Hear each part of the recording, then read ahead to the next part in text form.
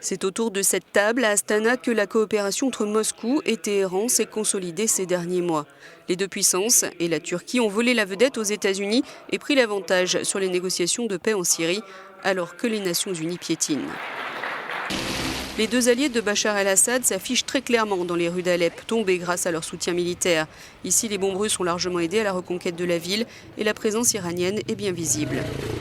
Ces affiches en pleine rue de portraits d'Assad, Poutine, Khamenei et Nasrallah du Hezbollah libanais redéfinissent à elles seules la géopolitique locale.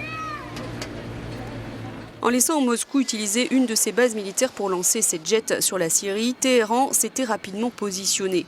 Sur le terrain syrien, l'Iran et la Russie, qui n'ont jamais été des alliés traditionnels, se sont retrouvés autour d'intérêts communs. D'aucuns évoquent l'arc chiite, Téhéran, Bagdad, Damas, Beyrouth, auquel aspire la République islamique et que Moscou soutiendrait face à l'axe sunnite, pourvoyeur de djihadistes, bête noire de Poutine. La Turquie, la Jordanie, l'Arabie saoudite et d'autres pays du Golfe Persique soutenus par Washington. On schématise, mais du point de vue de la réelle politique entre l'Iran et la Russie, ce sont des ennemis communs, assurément. Suffisant pour nourrir les craintes d'Israël. Avant la visite programmée de Rouhani à Moscou, Benyamin Netanyahou avait lui aussi fait le voyage pour mettre en garde Vladimir Poutine sur les prétendues prétentions iraniennes dans la région et notamment la possibilité que Téhéran cherche à construire des structures militaires permanentes en Syrie. Quelques jours auparavant, l'Iran testait ostensiblement les missiles S-300, enfin délivrés par la Russie l'an dernier, 10 ans après la signature du contrat.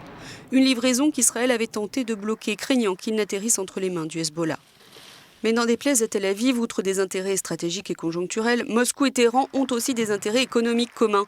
Concurrents sur le marché énergétique, ils n'ont ni l'un ni l'autre intérêt à la baisse des prix du pétrole.